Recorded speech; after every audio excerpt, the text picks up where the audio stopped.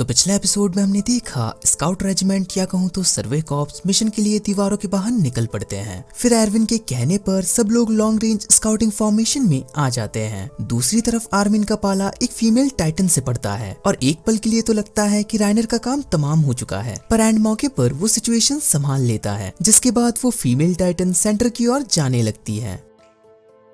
अब आगे वीडियो शुरू करने से पहले एक रिक्वेस्ट है, अगर आपको मेरी वीडियोस पसंद है और आपको लगता है कि मैं आपके लिए कुछ वैल्यूएबल कर रहा हूं, तो आप मुझे पेटीएम के थ्रू भी सपोर्ट कर सकते हैं ताकि मैं अपना कंटेंट इंप्रूव कर सकूं और आपको ऐसे ही एंटरटेन करता रहूं। लिंक आपको डिस्क्रिप्शन में मिल जाएगा। Thank you. Now enjoy this video.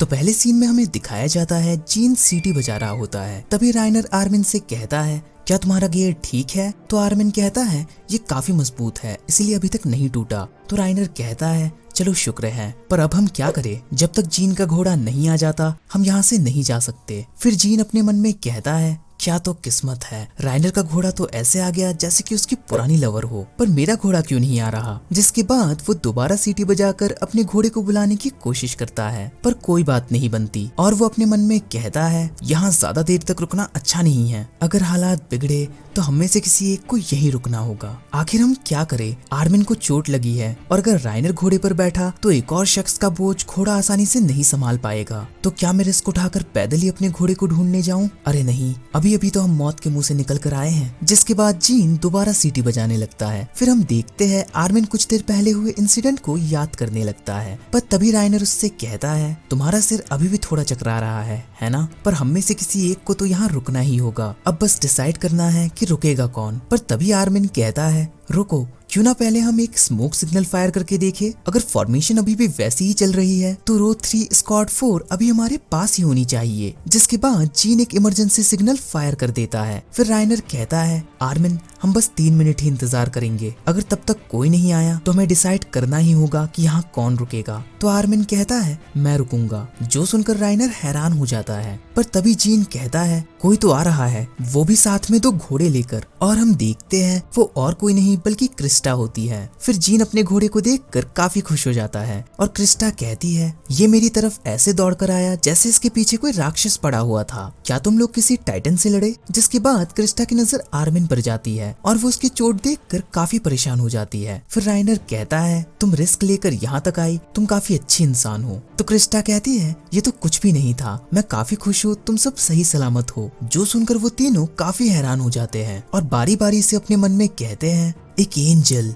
एक देवी, मेरी होने वाली वाइफ। जिसके बाद वो चारों आगे की ओर बढ़ने लगते हैं, पर तभी उन्हें ग्रीन सिग्नल दिखाई देता है और आर्मिन कहता है, शायद हम वापस नहीं जा रहे, बस रास्ता बदल रहे हैं। तो जीन कहता है, क्या कमांडर एरविन का दिमाग फिर गया है? जिसके बाद आर्मिन भी एक ग्रीन सिग्नल फायर कर देता है। दूसरी तरफ हम देखते हैं एरन अपने मन में कहता है, अभी तक तो सब ठीक ही लग रहा है, लेकिन क्या सच में सब ठीक है? फिर तभी अचानक से वहाँ एक सैनिक आकर लीवाई से कहता है, कैप्टन मैं एक मैसेज लेकर आया हूँ, राइट फ्लैंक स्क्वाड खत्म हो चुकी है, आप में से किसी को ये मैसेज बाकियों तक पहुँचाना होगा। जो सुनकर लीवाई पेट्रा को भेज देता है, पर एरन ये खबर सुनकर काफी परेशान हो जाता है क्योंकि आर्मिन की पोजीशन भी वहीं आसपास ही होती है। पर तभी वहाँ थोड़ी ही दूरी पर ब्लैक स्मोक सिग्नल फायर होता है, जो देखकर एरन अपने मन में कहता है, एक एबनॉर्मल। जिसके बाद लीवाई उसे वही सिग्नल फायर करने को कहता है। फिर हमें एक दूसरा सीन दिखाया जाता है जिसमें उसी ब्लैक स्मोक सिग्नल वाली जगह पर कुछ सैनिक उस फीमेल टाइटन से लड़ रहे होते हैं। वो सभी सैनिक उसे चारों तरफ से घेर लेते हैं, पर आखिरकार उनके नसीब में भी मौत ही लिखी होती है। पर जैसे तैसे एक सैनिक वहाँ से बचकर भागने लगता है और अपने मन में कहता है, मुझे बाकियों को बताना ही होगा, ये तो किसी का भी काम तमाम कर सकती है। पर तभी वो फीमेल टाइटन उसे लात मार देती है, जो देखकर 2 और सैनिक अपनी किस्मत आजमाने के लिए उसके पास जाने लगते हैं। दूसरी ओर हम देखते हैं एक सैनिक कहता है, राइट फ्लैंक स्क्वाड खत्म हो चुकी है, तो भला हम अभी भी आगे क्यों बढ़ रहे हैं? तो कोई दूसरा सैनिक कहता है, पता नहीं, पर यही कमांडर के ऑर्डर्स है। और इसी तरह बाकी सैनिक भी काफी कंफ्यूज रहते हैं और उनके दिमाग में भी कई तरह के सवाल चल रहे होते हैं। फिर हमें एक दूसरा सीन दिखाया जाता है जिसमें एरविन जंगल के अंदर जाते हुए कहता है, सबको खबर कर दो, इस जंगल में सिर्फ सेंटर वैगन डिफेंस स्क्वाड ही घुसेगी। जो सुनकर 2 सैनिक लेफ्ट और राइट डायरेक्शन की ओर निकल पड़ते हैं। जिसके बाद शशा की नजर जंगल में घुस रहे सैनिकों पर जाती है। फिर वो एक सैनिक से पूछती है,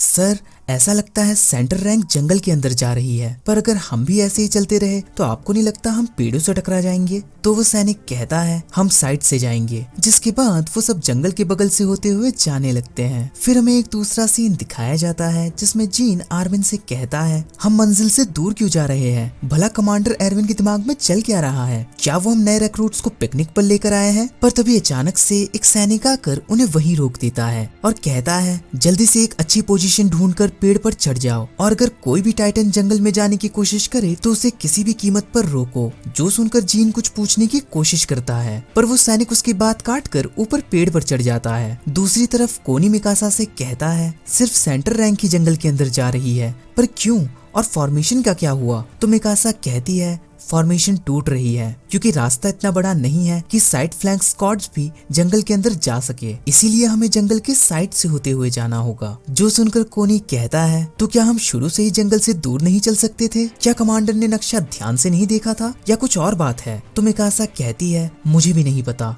फिर हमें एक दूसरा सीन दिखाया जाता है जिसमें सभी सैनिक पेड़ों के ऊपर खड़े रहते हैं, पर जीन का मूड काफी खराब होता है क्योंकि आखिर चल क्या रहा है इसकी किसी के भी पास कोई जानकारी नहीं होती। पर आर्मिन अपने मन में कहता है क्या वो फीमेल टाइटन एरन के पीछे है? ये बात कमांडर एरविन को पता है क्या? इसीलिए हम सब यहाँ पर हैं। फिर हमें एक दूसरा सीन दिखाया जाता है जिसमें एरन काफी बेचैन होता है और लीवाई से कहता है कैप्टन लीवाई भला हम जंगल में क्या कर रहे हैं? ऐसे तो अगर कोई टाइटन आया तो हमें पता ही नहीं चलेगा, और मुझे ऐसा क्यों लग रहा है जैसे राइट डायरेक्शन से कुछ आ रहा है। भला हम टाइटन से बचे या वेगन्स को बचाए? तो लीवाई कहता है इनमें से कोई भी ऑप्शन अब हमारे पास नहीं बचा। जो सुनकर एरन कहता है आप कहना क्या चाहते हो? तो लीवाई कहता है क्या तुमने इन बड़े पेड़ों पर ध्यान नहीं दिया? तुम्हें नहीं लगता 3D मैनुअर गियर चलाने के लिए ये जगह बिल्कुल परफेक्ट है? मेरी बात मानो एरन, शांत रहो और जरा दिमाग का इस्तेमाल करो। जो सुनकर एरन अपने मन में कहता है शायद कैप्टन लीवाई सही कह रहे हैं, मैं अभी नया हूँ इसीलिए मुझे चीजें समझ नहीं आ रही। पर तभी एरन बाकी लोगों पर नजर डालता है और उनके चेहरे के एक्सप्रेशन देखकर भी ऐसा ही लगता है कि उन्हें भी घंटा कुछ नहीं पता, जिससे एरन और भी परेशान हो जाता है और अपने मन में कहता है क्या इसका मतलब हम में से किसी को भी नहीं पता कि आखिर चल क्या रहा है, यहाँ तक कि कैप्टन लीवाई को भी नहीं? दूसरी तरफ हम देखते हैं काफी सारे टाइटन पेड़ों को घेर कर खड़े होते हैं और सैनिकों को पकड़ने की नाकाम कोशिश करते रहते हैं। जो देखकर जीन कहता है